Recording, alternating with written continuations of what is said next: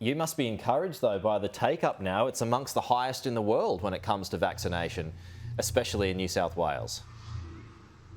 It's got to get better. And let's remember, we're coming off, firstly, a low base.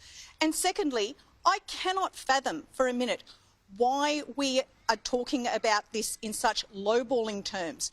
We need to do this as quickly as possible with as many incentives as possible. There's no point patting ourselves on the back for getting high numbers up for those who are vaccinated when in some parts of Western Sydney they are way below the average. We need to throw everything at this. And from the get-go, Scott Morrison has been saying this is not a race. It is a race and we need to win it as fast as possible. So how come there are some parts in Western Sydney, I mean, just on the back of that question I just asked you about some parts of New South Wales now experiencing the highest uptake in the world.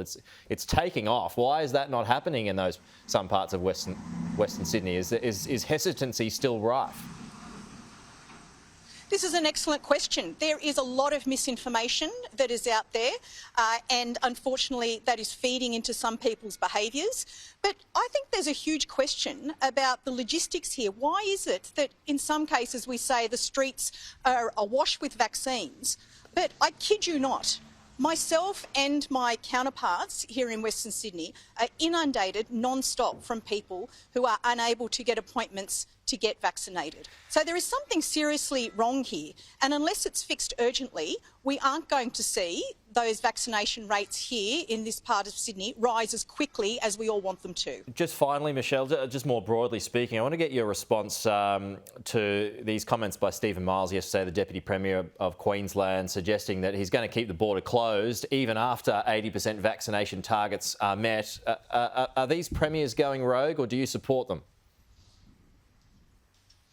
Look, I think this is a failure of Scott Morrison's leadership here. I mean, he is supposed to be the Prime Minister, the person who is supposed to be making federalism work. And I tell you what people in this part of Sydney want. They want some certainty, they want clarity, and they want to see a clear plan. And Scott Morrison simply cannot corral the rest of the country, but they agreed at your national let alone his own party. Well, let's be very clear. This is the Prime Minister. Every time this guy opens his mouth, things become less clear. 1 minute he's talking about the importance of looking at the numbers of cases. Next minute he's saying they're not important. It is just driving people insane. And meantime, all people want to see is a plan. It is his job to be able to be the Prime Minister who is able to get everyone on the same page. He can't even get his party on the same page. He's got freelancing MPs on his own side out there now giving their own points of view. He needs to come up with a plan and articulate it in a way that people can understand. Because I guarantee you, if I can find 10 people around here and ask them what the Prime Minister's plan is, no one would be able to say what it was.